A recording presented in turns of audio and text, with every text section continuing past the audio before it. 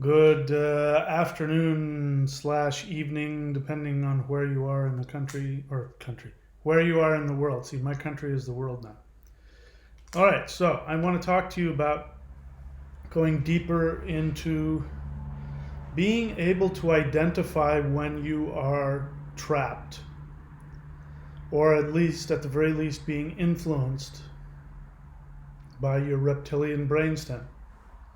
So there's no coincidence that there's such a big uh, fad out there. People looking for reptilians everywhere. Frightened of reptilians. The whole reptilian matrix, all that kind of stuff. That's happening for a reason, and it's because people are living in their reptilian brainstem. So the reptilian brainstem is the center, the bottom part of your brain where I forget what they call it. You have to forgive me, I'm very tired. Been surfing my brains out. And I'm getting ready for a big week of a lot of clients and work, so I'm trying to get as much surfing in as possible before I have that busy week. Anyway, your reptilian brainstem is very important. It's the part of you that is the basest part of you. So if you want to, get in the parlance of the new age, whatever, we could talk about lower vibrations, man. So if you are operating from lower vibrations, meaning you're operating from fear, from anger, from greed, from narcissism, selfishness, then you are operating from your most primal brainstem. And the way that the theory goes is that we have three brains. We have the reptilian brainstem, which is involved in keeping the heart going, I guess, keeping the heart going and the lungs breathing, making sure that we survive. So it puts you into the fight or flight mode.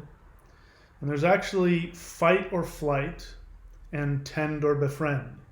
And this really opened up my eyes. A lot of people are in their reptilian brainstem, even though they consciously think they are in their highest spiritual reality.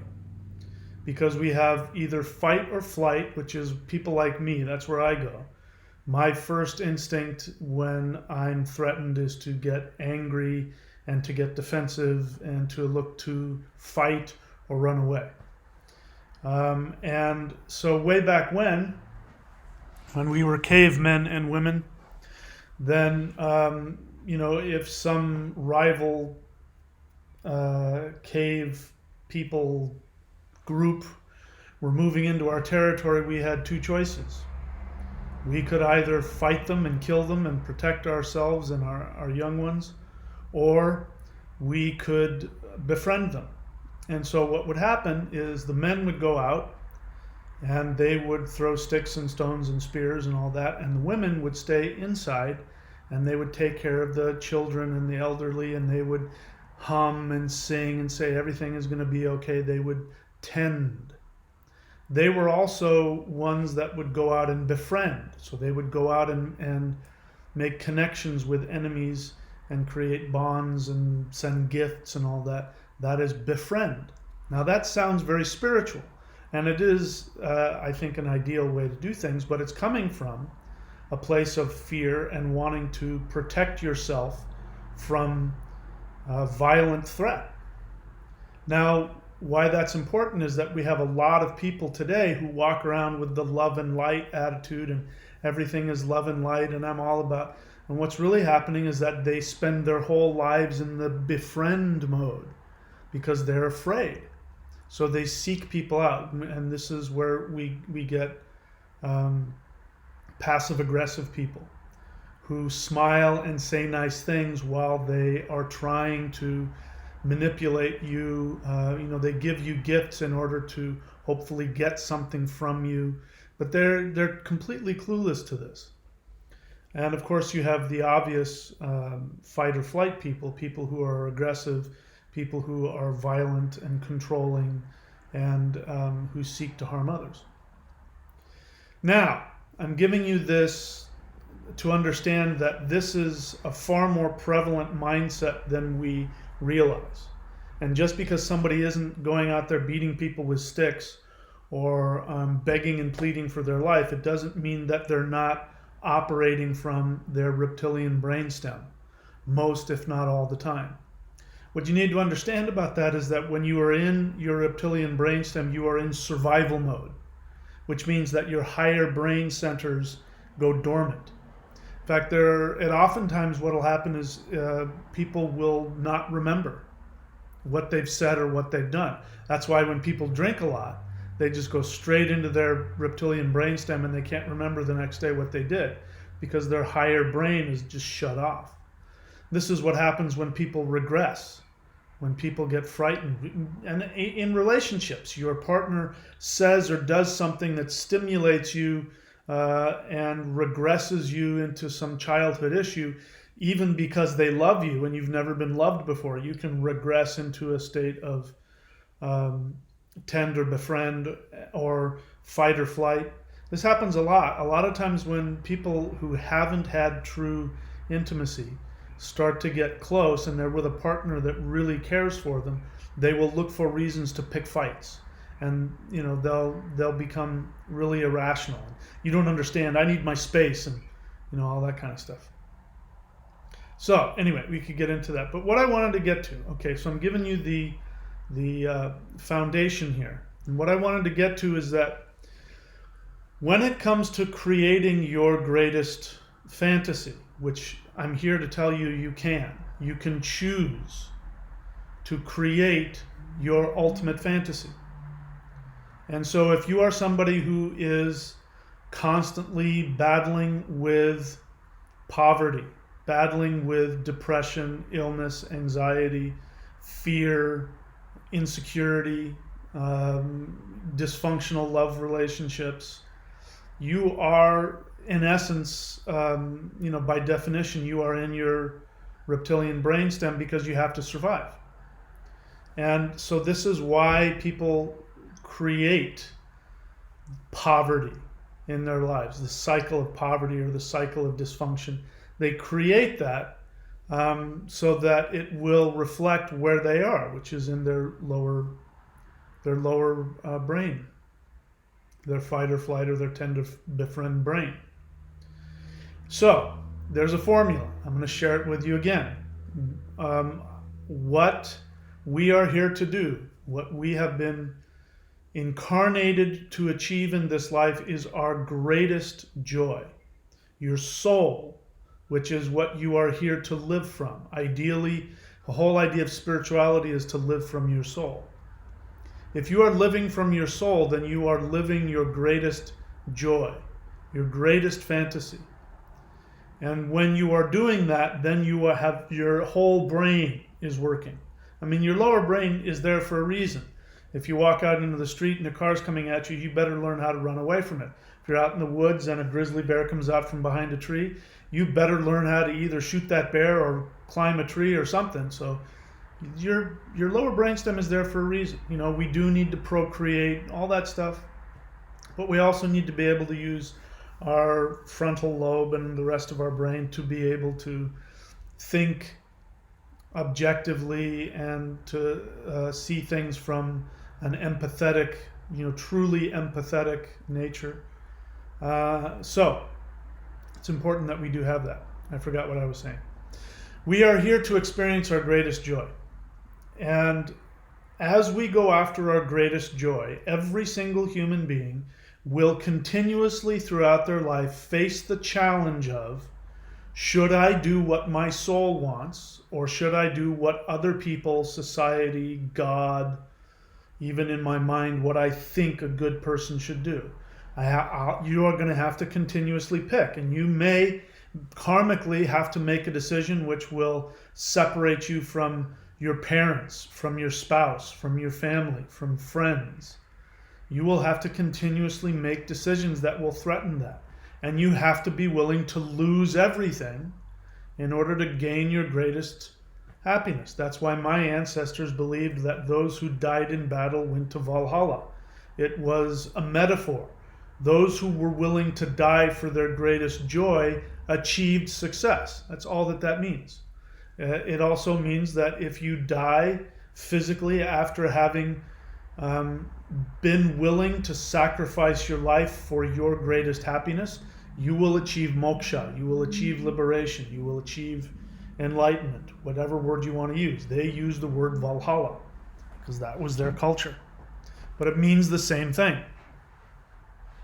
So one of the formulas that I give is when people say, I don't know what my soul desire is, I say, great, let me ask you a few questions. If you didn't have to work, because that's the first thing, people almost always go straight to that. They go, you don't understand, I have to make money. I need a job, and my job this, and my job, and I can't quit my job because of my job and my job. And if I had the money, I would do it, but I don't have the money. That's the first place they go. So the first thing I say is we're going to create a fantasy land, and in your fantasy land, the first question is, if you didn't have to make money, if all of your needs were met and you didn't have to make money, you didn't have to, number two, please anybody else, didn't have to please your parents, your family, your religion, the idea in your head of what a good person is. You didn't have to meet anybody's expectations, even your own. And three, you had to do only that which gave you the greatest joy, regardless of how ridiculous it was. If it was being a unicorn with 7 heads, no matter how unrealistic or stupid or silly, if you could do all those things, you didn't have to make money, you didn't have to please anybody, you only had to do what made you happy, and it could be absolutely anything, no matter how crazy. What would you do? Now, some people can immediately answer that question. Great, now you know. Now go do it. No, and then you have to deal with no, you don't understand. My job, my kids, my parents, there's all the reasons. It's like it doesn't matter. Your soul says you got to go do it. You got to go do it. You got to be willing to die in battle. You have to go take action. You have to go, sign that lease. You have to go quit that job. You have to go get that loan. You have to buy that course. You have to, whatever it is you got to do, you go do it. That's your commandment. You have one commandment. We don't have 10 commandments. We have one commandment. The one commandment is you must follow your joy. You must. If you don't, you will reap horrific consequences. You will be sad. You will be angry. You will be a victim. You will be in poverty. You will be sick. You will have dysfunctional relationships. You will have any or all of those things as a direct result of not listening to your soul. We live in a society where we have been told that your soul desire is silly and wrong and stupid. And that comes from Abrahamic Christianity, where you're supposed to carry your cross and do God's will, no matter how crazy or unpleasant it is. A really good person goes out and gets a job and works 9 to 5 and has 10 kids, and they work their ass off, and I don't have time for this, you're having fun, and that's silliness, and that's selfish. I get that question all the time. How do you know that you're, by going after your soul desire, you haven't slipped over, like there's some invisible line, you've slipped over into narcissism or selfishness? That is something that's been implanted in you from somewhere else. There isn't. You are either in your joy and empowering yourself and every other conscious entity in the universe, or you are moving away from your joy and you are causing yourself and everybody else harm. This is what people don't understand. Get out of the guilt garbage. If you're not living your joy, you're harming people. Even if you're in a dysfunctional relationship. I got this question last time. What if the hand that is holding you back and you can't desert them? You are doing them a disservice by staying with them and meeting their unhealthy, unreasonable expectations. The kindest thing you can do if you truly are in a relationship where somebody is holding you back is to say, I'm going to move forward. You can either come with me or I'm going to do it on my own. And if they say, well, that's it, I'm not you, blah, blah, blah, and they don't want to go with you, that's on them. Now you're free of the karma. They can live their life and destroy their life if they want.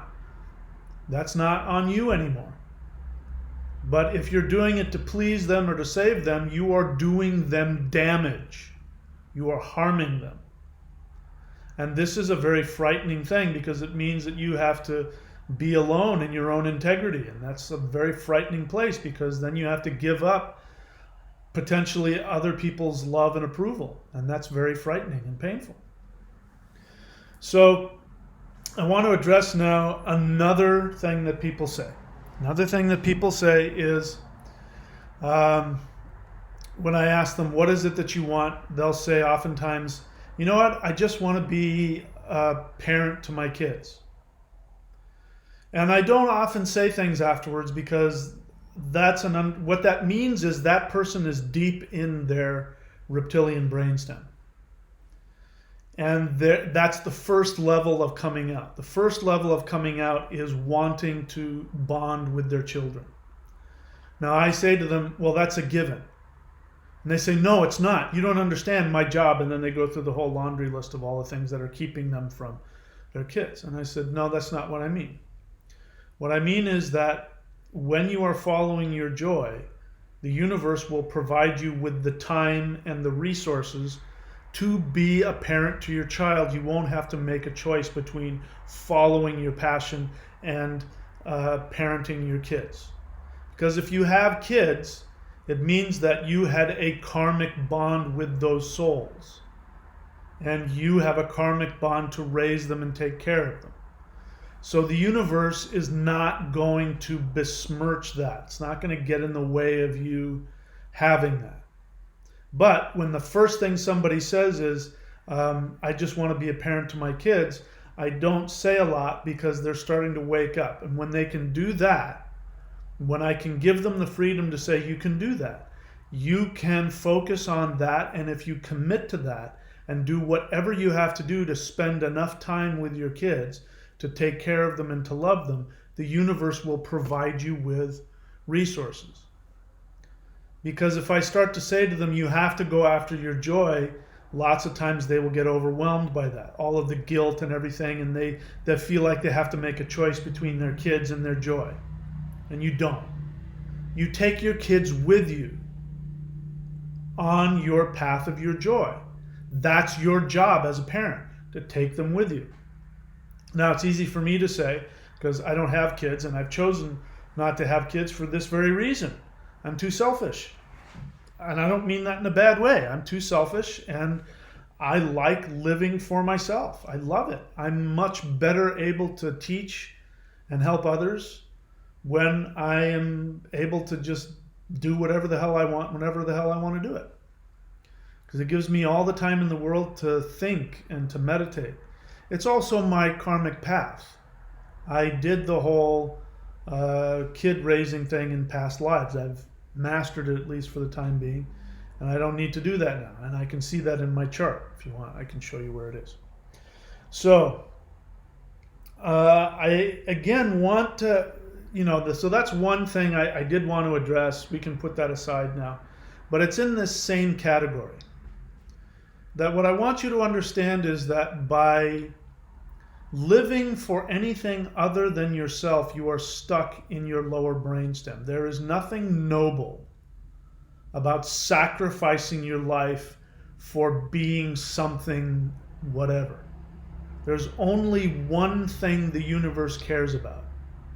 The only thing that the universe cares about is joy. In fact, the essence, if you were to see God, whatever that means, if you were to have an experience where you went to the essence of the universe, you would experience orgasmic joy.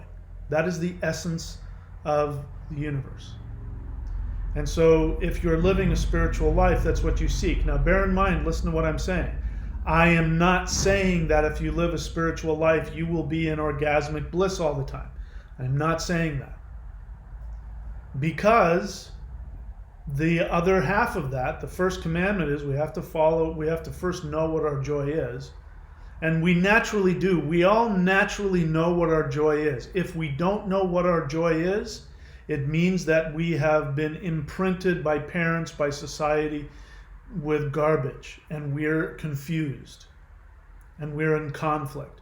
We're trying to meet somebody else's blueprint for us, and we get confused. But the joy is there, and if you are able to, anybody can know. It's not like somebody won't know their joy. If somebody doesn't know their joy, it just means they're in real deep unconscious conflict, and they need counseling, either with me or with somebody else. And I can do it. If you go up here to courses, or actually neo.thunderwizard.com, you can click on your perfect career or something like that. And at the bottom of that page, you can get a session with me. And in that 1 hour session, I'm usually able to help you find out what it is you truly want to do. Now, whether or not you go and do it, that's on you, because it's probably going to be challenging and frightening for you, because you'll have to most likely do something that will feel like you're going to threaten your being loved and accepted, or something in your own mind. It'll be challenging, because if it wasn't challenging, you wouldn't be confused. You're confused because to follow what you want feels wrong. It feels bad. You feel like a bad person. There's guilt surrounding it, which is anger. Guilt is anger. So I want you to understand that not following your joy is actually choosing to live a life of violence. Maybe you're not shooting people with a gun or hitting them with a stick, but you are living a life of violence toward yourself, number one, because in order to keep that soul desire down, you have to smash yourself down with guilt. And I see this all the time in the love and light crowd. People who think that they're following some spiritual path, who eat the cotton candy. This is why I go so hard against the law of attraction that tells you that all you have to do is just feel happy all the time and happy things will come to you. That is the sign of somebody who has been seriously traumatized. That's the denial that comes into somebody who is in major trauma. Just feel good and it'll all be okay. Why? Because that's what abusers tell their victims. They will abuse their victims and then say, you stop crying. Be happy. You can't have any negative feelings. You can't be angry. You can't be sad. You can't be in pain around those who abuse you, because that will make them uncomfortable and then they'll abuse you even more. So you learn how to constantly put a smile on their face. I'm watching Narcos again on Netflix, and in the third episode, one of the the head narco traffickers has one of his goons killed because he overheard the guy say something that was a little bit disparaging, and he had the hots for this guy's wife. So he had the guy killed. And then he had her, like he takes her hostage and brings her to his compound. And, this is supposedly a true story. I don't know if it's true or not, but it's definitely, true, how abused victims work. And he sits her down and he tells her that he killed her husband because he had offended her. And then she cries. And he says, I will let you come and live here with me. I will take care of you, and I will let you and your son be together. I will get your son and I will bring him here, and you can be here with your son. And her response to him was to have sex with him, to be thankful and grateful and become his mistress. And that's the perfect example of what the abuser does. And I'm not just talking about being in an abusive relationship, because we're in an abusive relationship with our society, which is still carrying over the Abrahamic trauma abuse that comes with that belief system, the belief system of empires, which say you better be a good person in this machine that we're creating, and you better be happy, because if you're not, you're a bad person, and bad people are bad for the state.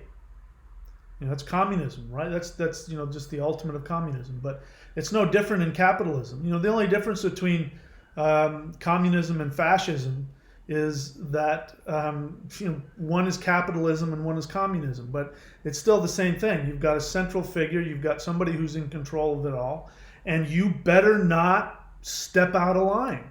If you step out of the line in the Nazi party, they kill you. You step out of line in the Communist Party, they kill you. It doesn't matter. It's all the same.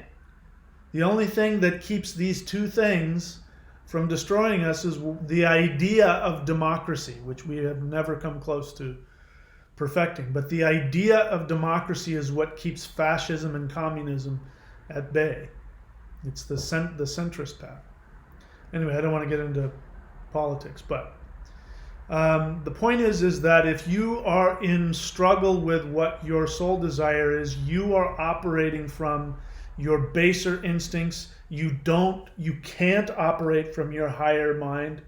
You can't see things objectively. You can't experience a true spiritual life if you're not connected to your true soul desire.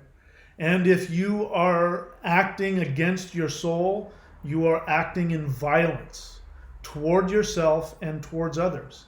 Maybe not in an overt way, but at the very least, you are setting an example for other people to deny their own soul. Okay? So I want you to think about that. Because the first thing that people run into when they want to go towards their soul desire is they feel guilty. They feel bad. And they ask questions like, well, how do I know I haven't slipped over into narcissism? Which is a clear sign that this person is feeling guilty. Again, there's somebody that wants to argue with me every now and then who says that when I say that you must take fearless action towards your soul desire, this person says that that's too violent. And he really gets upset about it. He really wants to fight with me about that, and he wants to make this this argument that we should just go with the flow, man. Which that's a great thing to do. But if you're using that as an excuse not to take direct action towards your soul desire, it means that the violence that he feels is the blowback from his own unconscious mind, his own imprint that says that if he goes after what he wants, he's a bad person. So he feels violent and bad when he goes after what he wants. And he projects that onto me by saying, my view is too harsh. It's too violent. But, there's one line out of the New Testament. Now, I'm not a Christian. I think that the New Testament is one of the most destructive, traumatic, abusive texts ever written. But there's one line in there that's quite good. And it's when Jesus goes and tells somebody in some village, he says, "Come and follow me." And the guy says, "I want to follow you, Lord. Let me go bury my parents first." And he said, "Let the dead bury themselves. Come and follow me." And with that, the man was very sad, and he dropped his eyes to the ground, he turned and he walked away. Because in Jewish society, if you don't bury the parents within like 24 or 72 hours or something like that, it's some big, huge. And so, that text in context was saying, go against. Don't let your religious dogma hold you from doing what you want. And he sunk his head and he went away.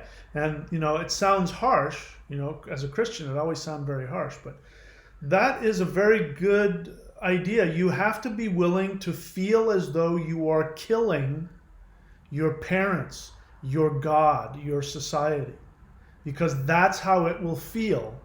If you have a lot of guilt about going after what you want, it'll feel like you are killing your parents. It'll feel awful. But it's the first step to step out of your reptilian brainstem and follow your true soul. Okay? All right. So I'll check and see if there are any questions.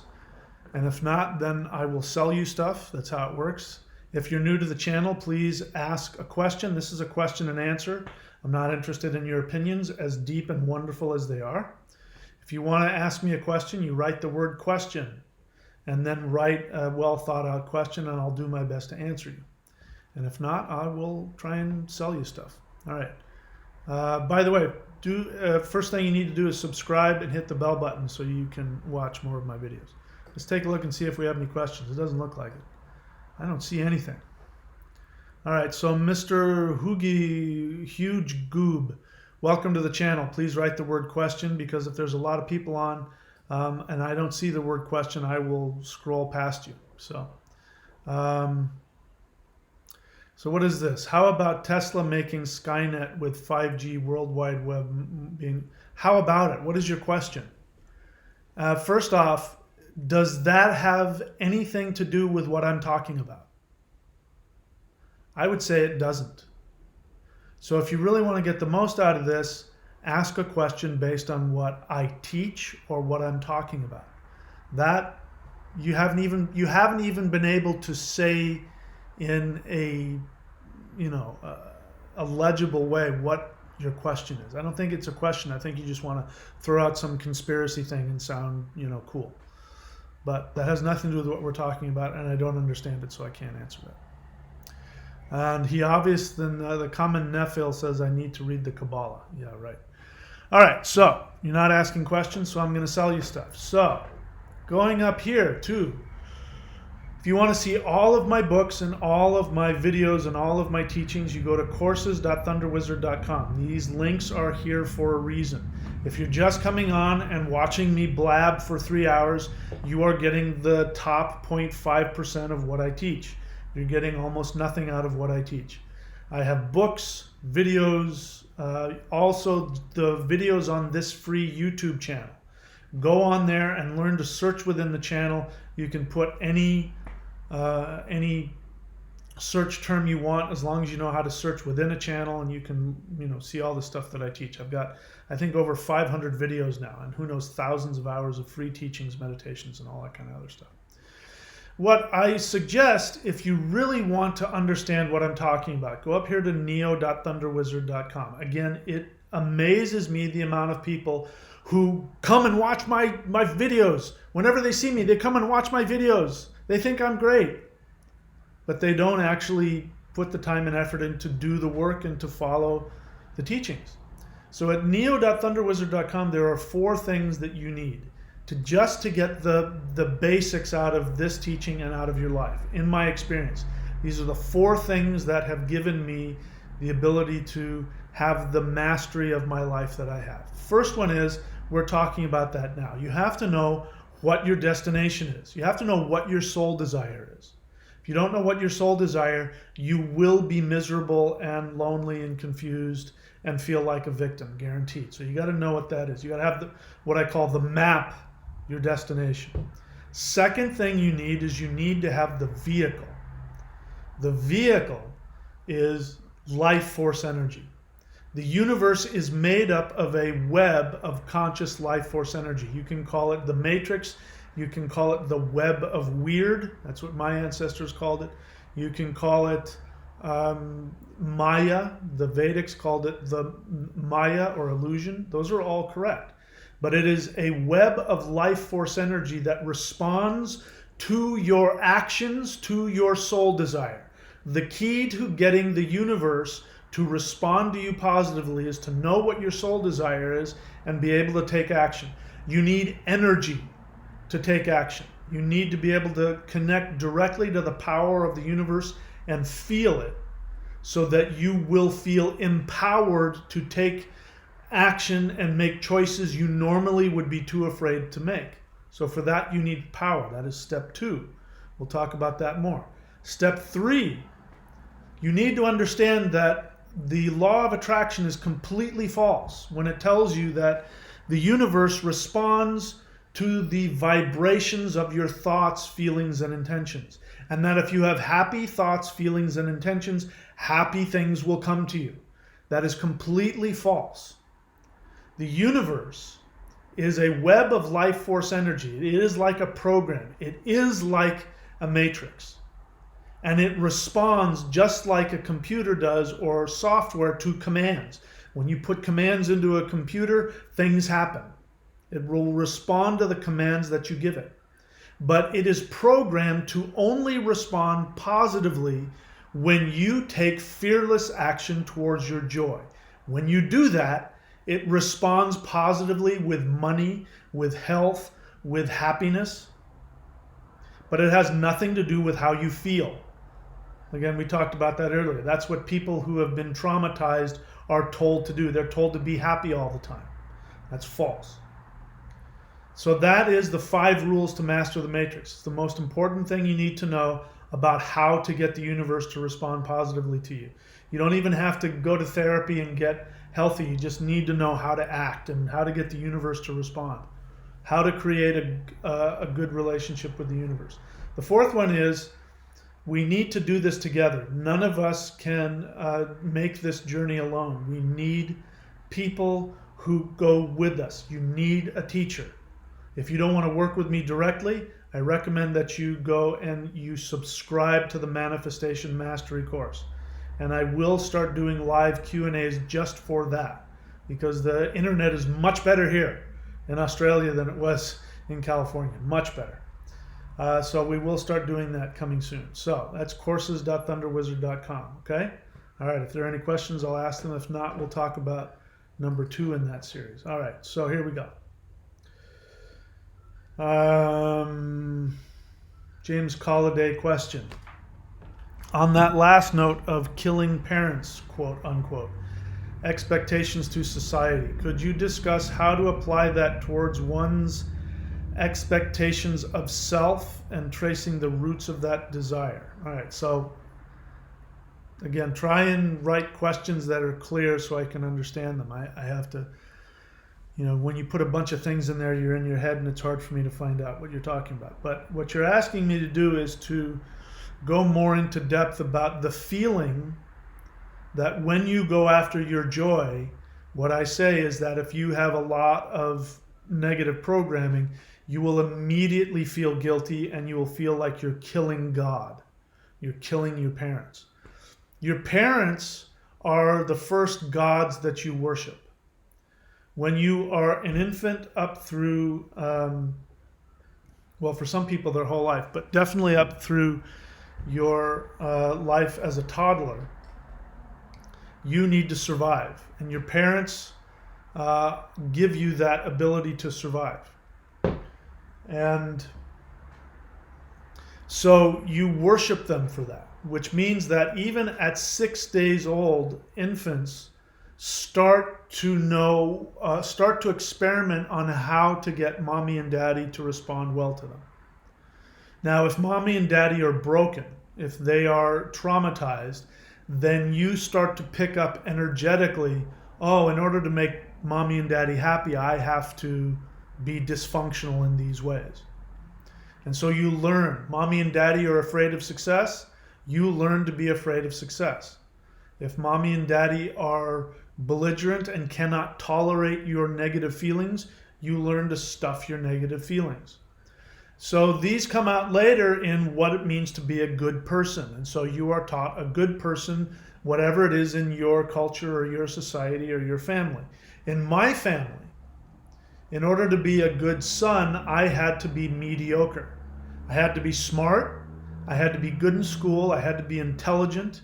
But I couldn't achieve anything because it would make my dad feel insecure. Now, he never said that to me. But the feeling I got was that if I wanted my father's love and approval, I had to be what did I say earlier? Not a success. My brother took this to heart. He's now homeless at 60 years of age. I think now he got a little bit of money, so I don't know if he's on the street now, but he will be soon if he doesn't change. And because he got that same message. He got the same message. The message my mom gave was, if you love me, you'll never leave me. Meaning, don't get a job. She didn't say that. She would constantly say, you have to go be this and do that. But the message was, you had to stay at home.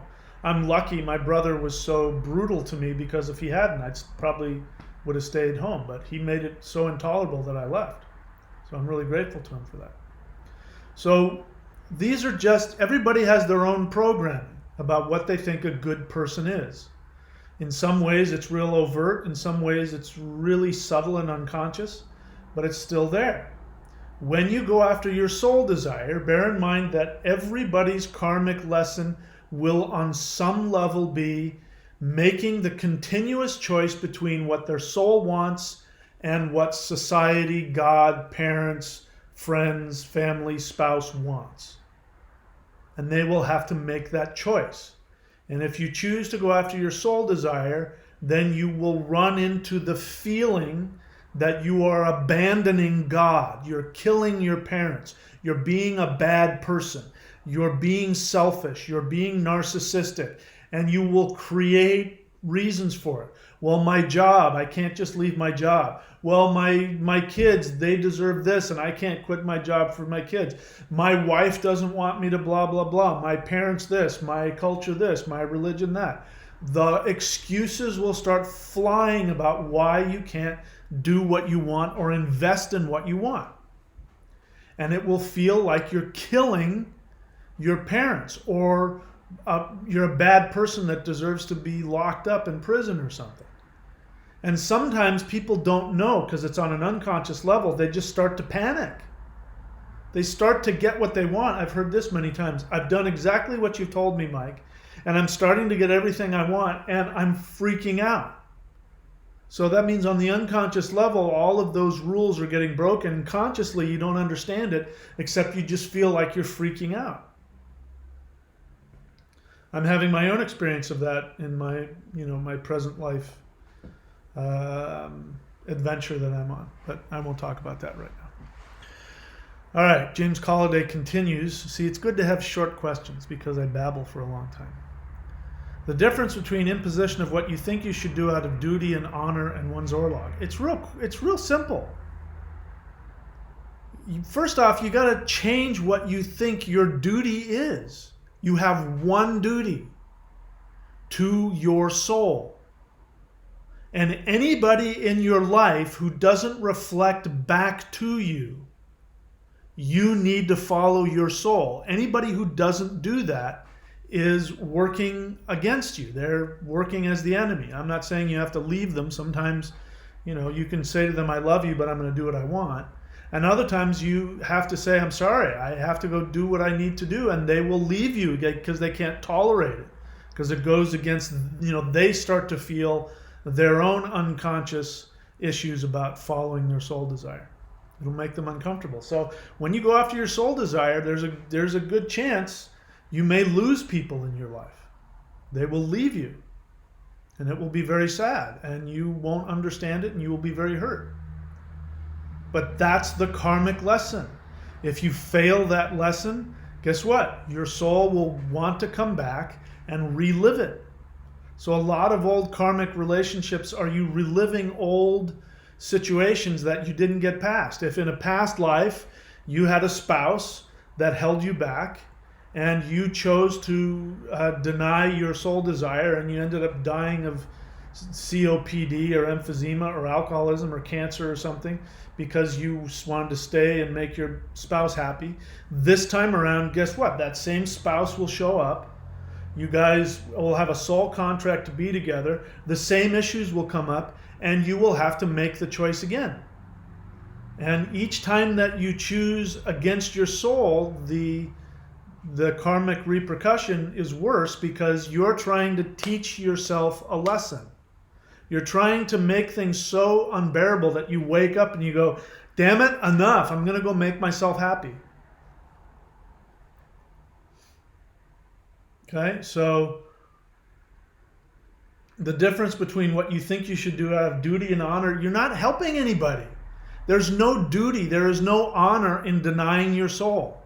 It is the most dishonorable, unhelpful, destructive thing you can do. Not everybody will understand that, but that's okay. Here's another way to look at life.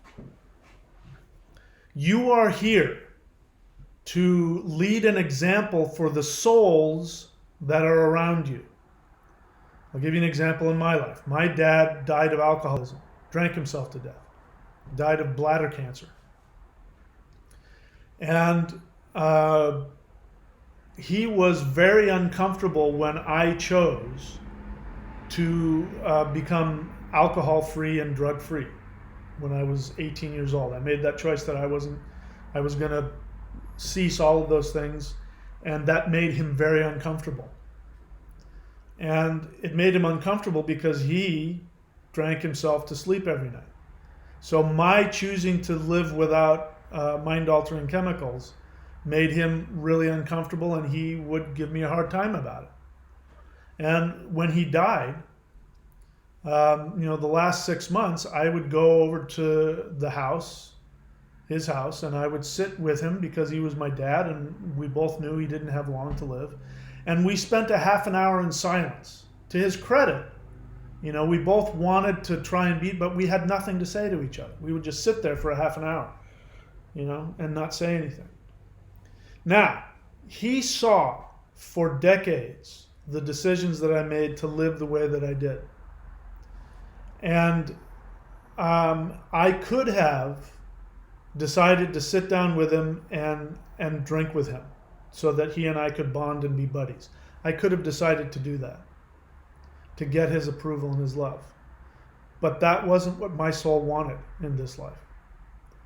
And so he died, and we were not very close. But I know that his soul remembers. My life was an example for his soul, and if he hasn't, that was 20 years ago that he died, if he hasn't reincarnated, he will reincarnate with that memory. And I believe it will guide him in his next life through whatever issues, me following my truth, even though he disapproved of it. I think that will empower him in his next life to make better decisions. So when you're thinking about wanting to do the right thing and making other people happy and meeting other people's expectations, you got to get out of your own selfishness. Yeah, they might reject you for the rest of your life.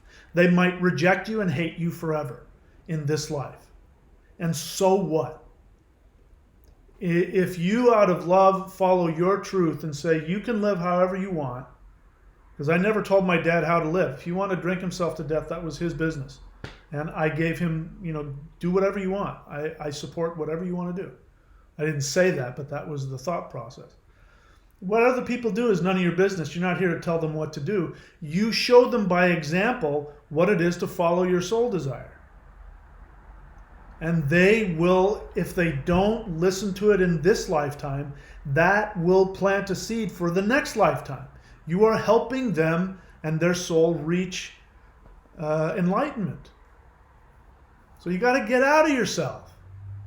It's not easy, but that's our job. Our job is to help other people achieve their own enlightenment. And you can't do that if you haven't achieved yours first.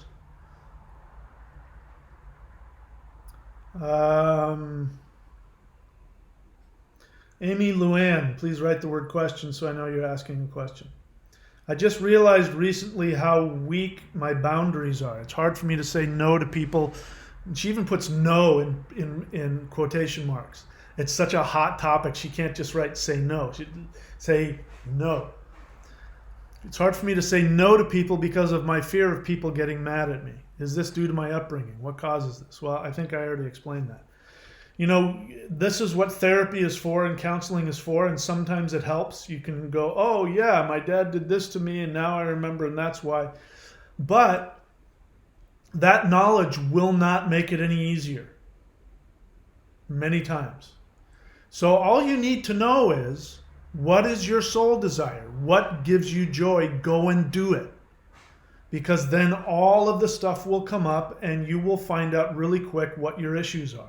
Then you go and talk to your teacher, or your therapist, or your counselor, or your friend, or your shaman, or whoever. You go talk to somebody about it.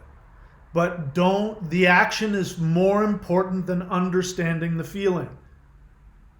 It's crucial that you understand this. This is why my ancestors called it dying in battle. Because, you know, when you go to battle, you don't have time to think about, do I feel like doing this right now? Do I feel strong enough and brave enough? Who gives a crap? You have to go. You have to go, and if you don't deal with this, somebody's going to put a knife through your heart. So go fight. In this case, you go and fight for what your joy is. And who cares how you feel about it? I'm not saying don't have your feelings. I'm not trying to minimize them. I'm just saying you can't let them stop you. All right, Cosmo Joe question. Does existence... I'm sighing because I can already feel the intellectuality of it all. Does existence ultimately boil down to energy, chi, prana, and belief, maya, ego? And is that what's represented by the yin-yang symbol? If I say yes, will that make you feel better? If by me saying yes to you, will that empower you to take action on your soul desire? Who cares? Does existence ultimately boil down to... No. What I'm saying, Cosmo Joe, remember, my thing with you is to get in touch with your feelings. Now it sounds like I'm contradicting myself because you have to take action regardless of your feelings, but you have to have them. This intellectual idea of existence boils down to chi, belief. These are all intellectual ideas.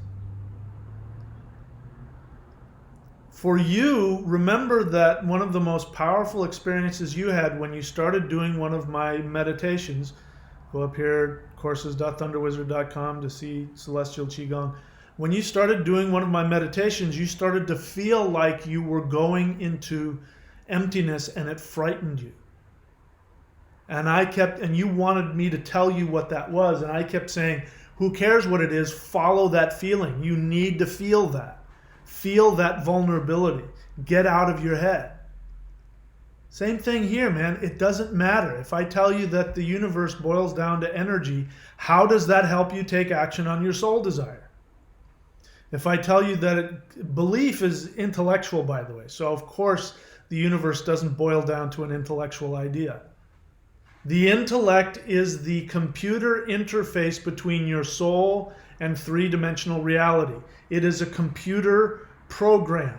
It has no feelings. It is just here to make sense of all of the data so that it can create a universe you can understand. It doesn't have any function beyond that. I'm far more interested in you having your feelings and taking action and having feelings than me giving you some intellectual thing that tells you what the universe is. Okay? So I haven't said that you're right or you're wrong. It's just very intellectual. You know how I feel about that.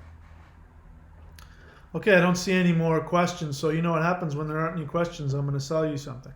So here we're going to go to step 2 of the second at neo.thunderwizard.com. The 4 things that you need. You guys need to click on those links. It's there for a reason.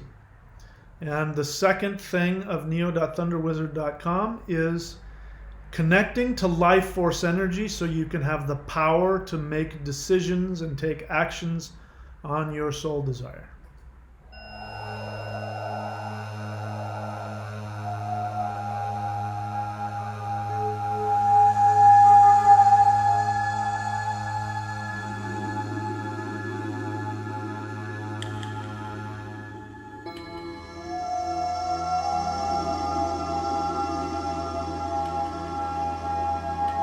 Hi, I'm Michael Denny of SpiritTao.com, and this is Celestial Negong Part 1. Celestial Negong means that this is power that is descending from heaven.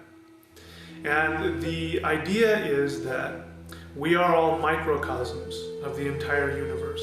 You are the entire universe, and everything around you is simply the projection. You are looking within yourself.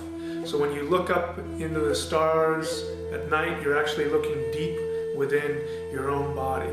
When you look at the sun, the moon, the trees, the flowers, you're looking within yourself. This is Negong. And so what we're doing is we're simply releasing that infinity from within us. You are tapping into and releasing the power that is within our own body, our own cells, our own organs. So one of the reasons that I'm making this DVD is in the hope that the essence and the spirit of the teaching of the Shang Qing arts can be taught to the world at large, and it is my hope that the core essence of what the Shang Qing tradition is will continue to live and grow and evolve. As we move on into the Aquarian age, everything is changing. I don't need to tell you that. The entire world is changing, and what we are seeing now is that if people hold on to external things, they are very challenged in life. And those who are making the transition into the next phase that we are moving into in the world as we approach 2012, those who look within and find their source of strength from within, those are the people who are getting the most out of life and will make the transition into the next phase of evolution most comfortably. It is my belief that the Shang Qing tradition is one method whereby human beings can evolve into the next level of being in the most comfortable fashion and be able to take advantage of the rapid, energetic, mental, and spiritual changes that are going on in the world today.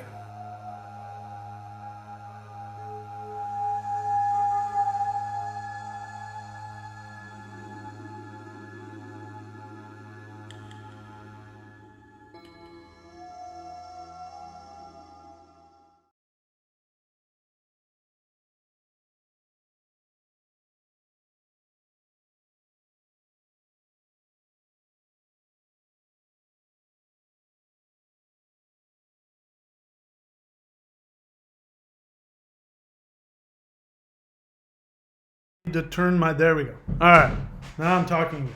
That was embarrassing. Okay, so hopefully we've got some more questions here. Charlie Barati, hi, new to the channel. Welcome, Charlie. The way this works on the question and answers is that people ask questions based on what I'm talking about and or my teachings. And if you want to ask a question, you write the word question and I will respond to that question. I will not respond to anything else other than a question. Vazen question: how does the Dharma Devata encourage the individual to take on the soul desire? Can you speak on that dynamic process? So, courses.thunderwizard.com, if you click on that, you will find a link for Vedic astrology. I am a Vedic astrologer, and in Vedic astrology, there are 3 planets that are connected to your 3 minds. There's the Ishta Devata, which is the planet that wants to connect to your conscious mind, who you talk to out loud and treat as your best friend. There is the Dharma Devata, which Dharma means your path, your true path, your orlog, your destiny. And the Dharma Devata is the planet that vibrates on the level of your unconscious mind. Your unconscious mind has more than just your bad program. It also has your soul desire in there. It has your true destiny, your true path, you know, all of the good things you've learned in previous lives, you know, past life memories that aren't in your conscious awareness. All that stuff is in your unconscious mind. So the Dharma Devata takes care of that. The Palana Devata is the planet that wants to help you with your material success, and that is your subconscious mind, your ability to, in meditation, focus your intention and create your reality. So he's asking about the planet that wants to help with the unconscious mind. And he says, how does the Dharma Devata encourage the individual to take on the soul desire? It's very simple. In your unconscious mind, your soul desire is there. It's very clearly there.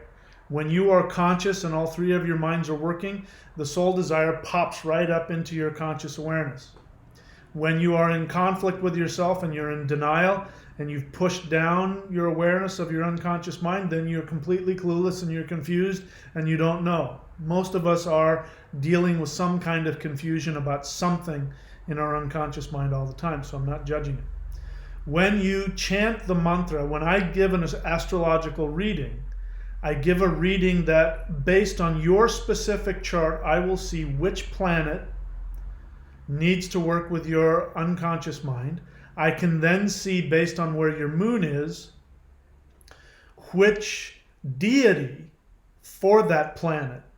Because even though, let's say, I need Mars and this guy needs Mars, because of our charts, if they're different, the deity for Mars that I use won't be the one that is best for him. So based on that, I can tell which deity is best for you based on the planet. And then we give you a mantra. And the mantra will be specific to you. It's like going to a doctor and having the doctor go, yes, we got your blood test back. You have this exact type of virus, and your exact blood work and blood type means that you need this exact herb. So it's instead of going to the doctor and him saying just take a bunch of vitamin C, he gives you the exact cure for your specific makeup. And so the mantra will be a mantra that will go in like Drano into your unconscious mind and start to separate out all of the false ideas from the true ideas. And your experience will be on a scale somewhere. Either you will have a really wonderful, blissful experience of finding out who you are and having all kinds of awarenesses about yourself, or you may have some challenging things come up in your life. You'll lose your marriage, you'll lose your job, but it'll be because your unconscious mind is rattling around and it's getting rid of the things that you don't need. And it might be challenging, but it's like, puking up bad fish. It feels really crappy when you're puking, but when you're done and you got all that bad fish out, you feel so much better. Same kind of thing. So how does it do that is that it makes you simply aware. And when you're aware, you'll know what your soul desire is. You won't need to go through any kind of weird process about it. Once you know what it is that makes you happy and you understand that that's what you're here to do, regardless of how challenging it is, you just go do it. There's no thinking involved. You just follow that pull towards your joy. And so the Dharma Devata mantra will help you become aware of that. And then you'll be able to know and then take action. That's it. Amy Luann, question, is that your music in the video? No. That is, this guy was my friend. I mean, as far as I'm concerned, he's still my friend. And he taught me to play native flute when I was living in Idaho. And when I got divorced and left, he swooped right in and married my ex-wife. And now she won't let him talk to me. I've tried talking to him. I didn't even know they were together. I tried talking to him, and there's just empty silence. And now I know she's telling him, "You can't talk to him," because you know how people are. Yeah, we've got sound now. Okay. Omar Alexander, question: how do we have faith in that which exists but isn't tangible? Can we make the unseen available to us in physical form, or is this only open to gifted shamans? So many assumptions there. And you know what I say about assumptions. If you have faulty assumptions, all of your conclusions will also be faulty. So you're trying to force feed me your assumptions. So I'm not going to answer your question directly, because in order to do that, I'd have to accept your false assumptions about reality. The bottom line for you, Omar, is that you feel isolated. You feel isolated and unloved. And what you need to do is to be able to connect to the universe and feel its love. You think that will happen if you can see something in physical form. But how do you know that's going to make you feel better? You don't. You think it will, because you think if you can see it and touch it, then you'll know it's real. But just because you can see it and touch it doesn't mean it's real. People have hallucinations all the time. It doesn't make it real. So what you think is going to fix you is not going to fix you.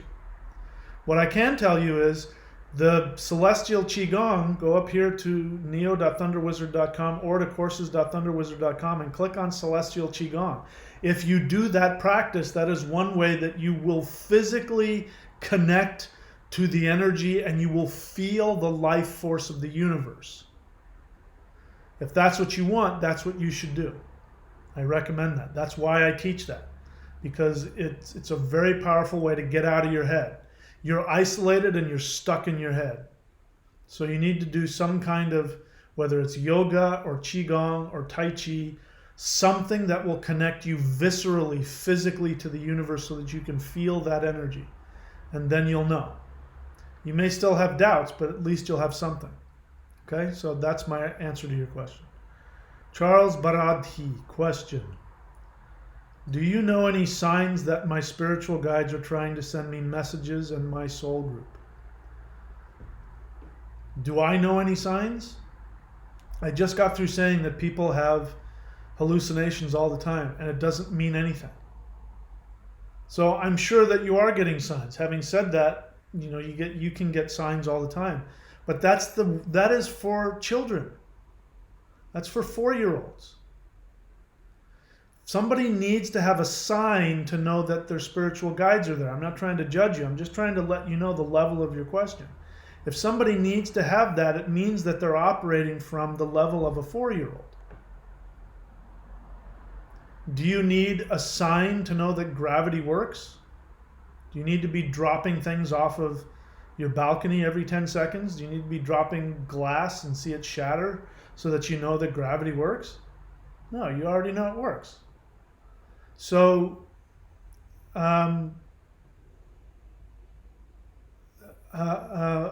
have this. Your question is in the same place as Omar's. It means that you feel isolated and you feel alone, and you're stuck in your head. And I understand that because most of us are. So I recommend the same thing for you that I recommend for Omar.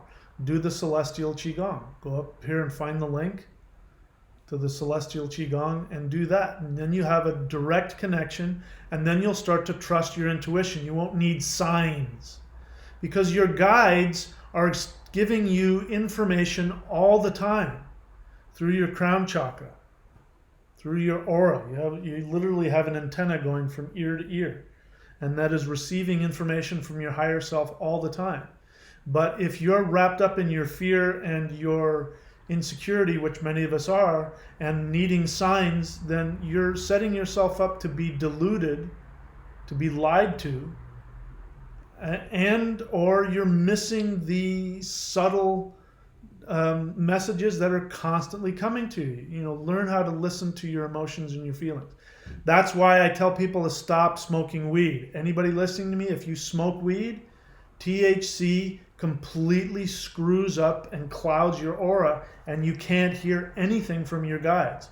And the stuff that you do think is coming to you is your own unconscious garbage. So people have to learn the difference between their own unconscious narcissistic projection and an actual communication from your higher self or for higher beings. So for you, Charlie, I give you the same recommendation. Go do Celestial Qigong. Parlay de Spirit, question. Can you repeat the name of the astrology you mentioned? Yes, it's the astrology of India, Vedic astrology, VEDIC. You can go, again, the links are here for a reason. Go to courses.thunderwizard.com and click on Vedic astrology. There's a video where I tell you exactly what Vedic astrology is and why it works. Use the links, guys. They're there for you. I do all this to give you the tools that you need to get what you want out of life. I get frustrated when people don't put the effort into things. So perhaps you're new and you didn't know that. But that's where you find that, Vedic astrology. Ether Dawn, question. Why does not following your soul desire have a serious negative effect on some, while others seem naturally content with life as is? Well, there's an assumption there. I don't know that others, if they're truly content, how do I know that they're not following their soul desire? First off, Second is, I talked about it earlier. I'll give you the same example that I said earlier. Let's say in a previous life, you had a spouse who acted as a challenge to you following your soul desire. And instead of following your soul desire, you chose to be a good spouse and make your spouse happy, or follow whatever, garbage, ridiculous rules were put on you. And so you became angry with yourself. And let's say you lived a really long life, but you were old and miserable and sad, and you died of emphysema at age 80, and you were angry but you were a good person and you stayed with that spouse who didn't want you to whatever. Well, your soul wakes up from that life and goes, okay, well, now I know what it's like to not follow my soul desire. So guess what? I didn't pass that test. I got to do it again. So you bump into that other soul again in the ethers and you say, hey, I need your help. Remember in the past life, and your job was to be the challenge. And what was supposed to happen is that I was supposed to follow my soul desire, which would then have challenged you, and then you would have learned that lesson, and we both would have moved on in different directions. And remember that? And because I didn't, we both stayed in it. And then the other soul will say, yeah, that's true, I did that. You'll say, well, I need you to come back and do it again. This time, let's make it worse.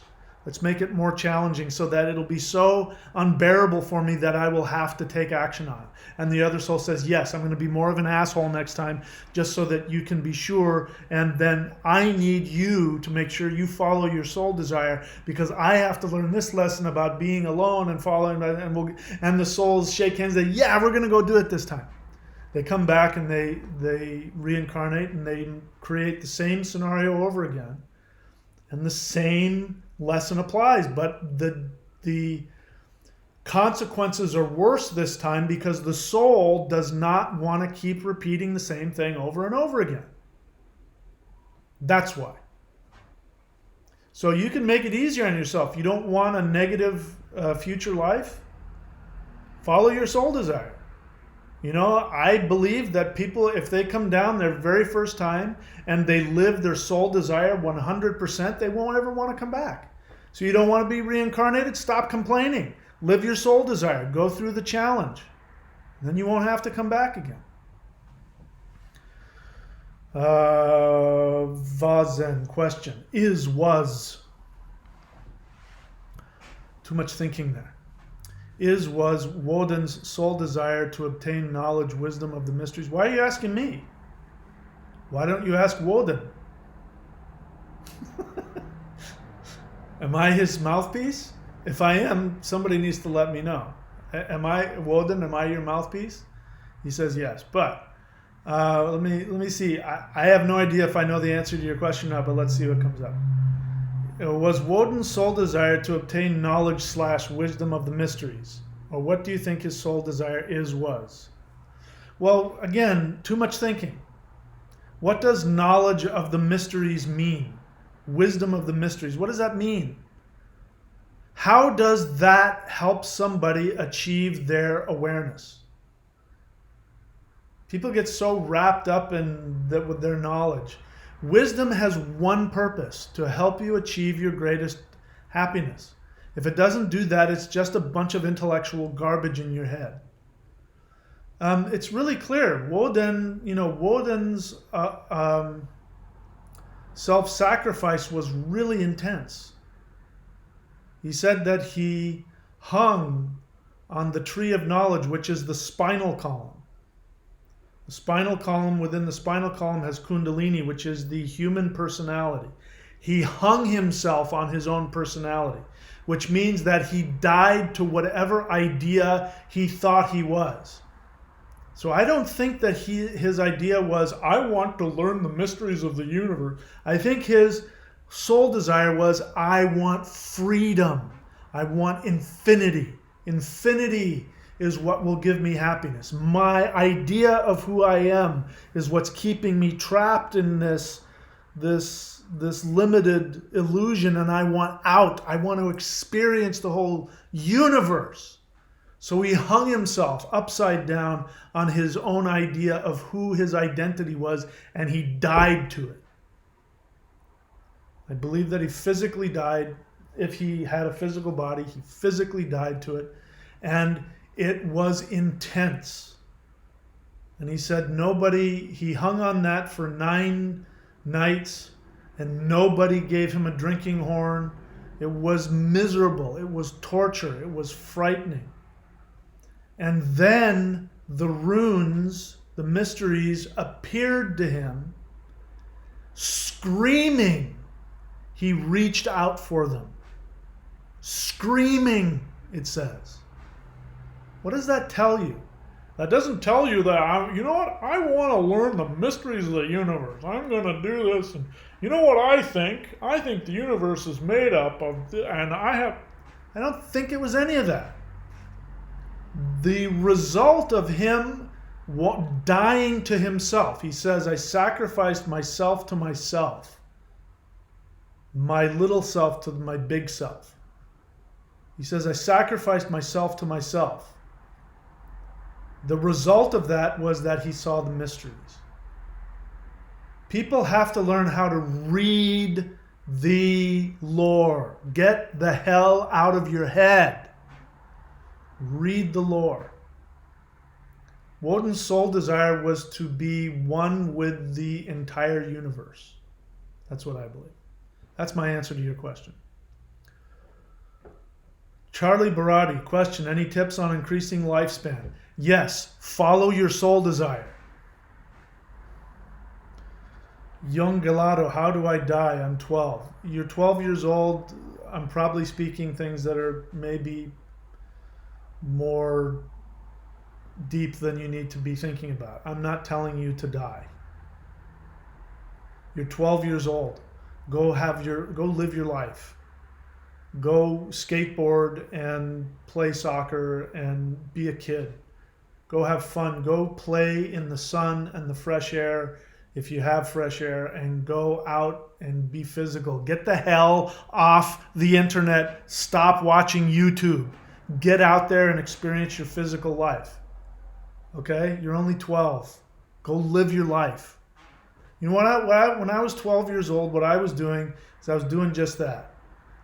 We didn't have any of this stuff, and I'm so grateful. You know, we had 3 channels on television, and that was it. And you had to watch whatever. We had this thing called the TV Guide, and you had to read the TV Guide to see when the Brady Bunch was on or when Starsky and Hutch was going to come on. You know, and you had no choice over whether it was a repeat or not. You can't, like here, you can go onto Netflix and watch the 1st season or the 7th season or watch that show.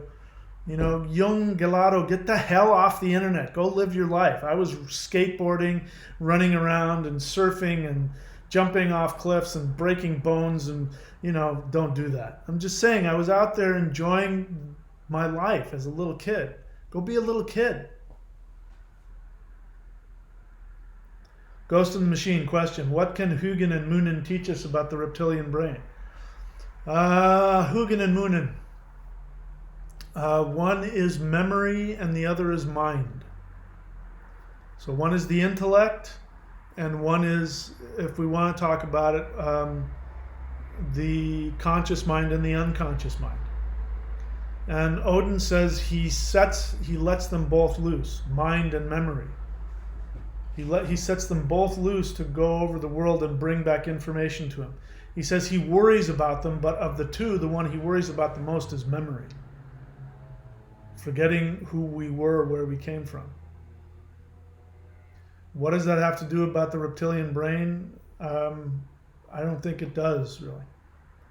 I think the reptilian brain is beneath Hugin and Moonin. And he says, the move has made me look younger. Yeah. I mean, I'm not doing a whole lot differently. I am surfing a lot. There's something about the energy here that is very grounding. I'm sleeping all the time. Half of it is I'm still, adjusting. The other half is the sun is so strong. But yeah, my skin has become really soft. I don't understand it. And I don't need to. I'm enjoying myself. Omar Alexander, question, playing devil's advocate. Oh, how fun is this going to be? What does one do if their sole desire is harmful to others? Okay, Omar Alexander, you're new to the channel. because I get asked this question all the time. You are trapped in guilt.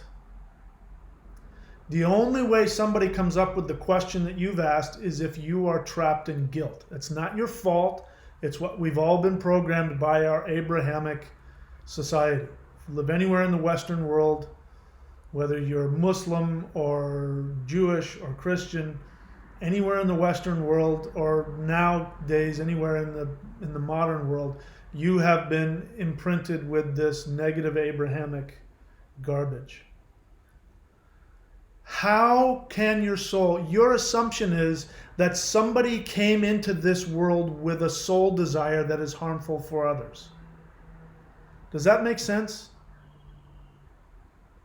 Somebody asked, well, what if somebody's soul desire is to abuse little children? Do you honestly believe that somebody has been incarnated with the desire in their soul to harm little children? Think about your question before you ask it. Your soul desire can't be harmful to anybody because it's coming from your soul. People do that and they get entertainment from it. They get a rush from it. They do all kinds of destructive things which distract them from the fear of having their soul desire. They're getting some kind of pleasure, but it's not pleasure. It ends up harming you. You feel worse. You become addicted, or you become sick, or you become insane, or you become depressed. So your soul desire will never be harmful to others. It is impossible to follow your soul desire and harm other people, which is why I say stop worrying about other people. Focus on what your soul wants to do. You're automatically going to be helping others. Your soul will automatically start making you more empathic. You'll automatically become aware of how your behavior affects other people. It's built in. That's why you don't have to think about it. We're stuck in our heads because we're not connected to our souls. You connect to your soul, you stop all that thinking. Does your soul's desire have to be balanced by duty for others? You're not listening to what I'm saying. Your duty to others is to follow your soul desire. When you follow your soul desire, you will automatically know your duty to others. You will be an inspiration and an example of how they should live their lives. If you're following your soul desire and you see a piece of trash on the ground, you're going to want to pick it up because it's going to make you feel bad. You're going to go, I don't want to see that trash. I like Mother Earth. That doesn't feel good.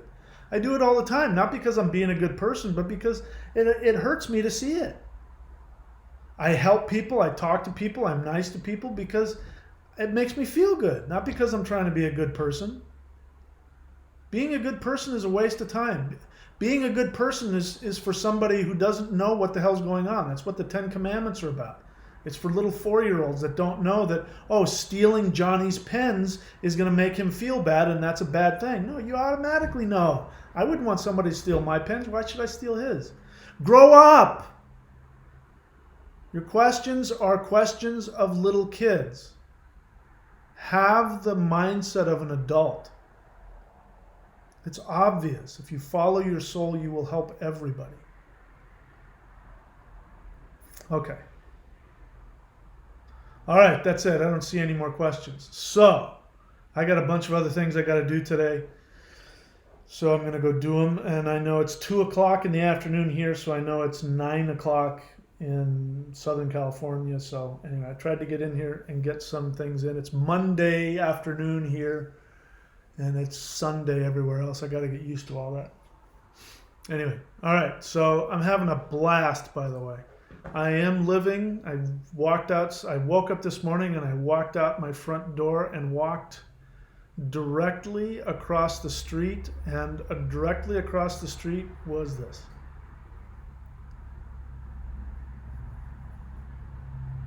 That's where I live. I can see that from here. I can look out the window right there. It's right there, right across the street. That's what living your soul desire is. If I followed some of the questions, I know you guys are asking because you want to know, but the questions of, well, if I was a good person, or if I was, what's the word? It's not even coming to mind. Being, you know, whatever, a functional person, a successful person.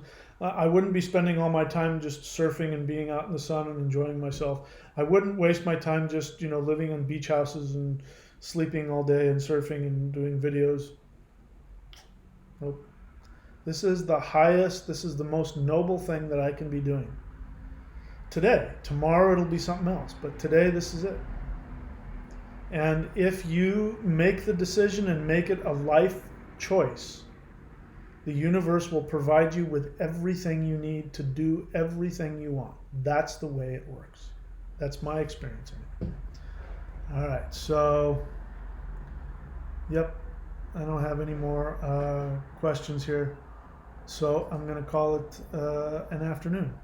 All right, so neo.thunderwizard.com.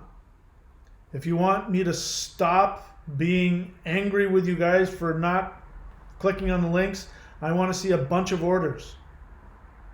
Go to courses.thunderwizard.com. That's where you find all my books and all my videos. You want me to stop selling you stuff? Start following the teaching. Start doing it. And then I won't have to sell you things. But I'm happy to do it. It's my job. That's why I'm here. I'm proud to offer these tools because they have helped me so much. All right. That's it for me. I will see you guys later.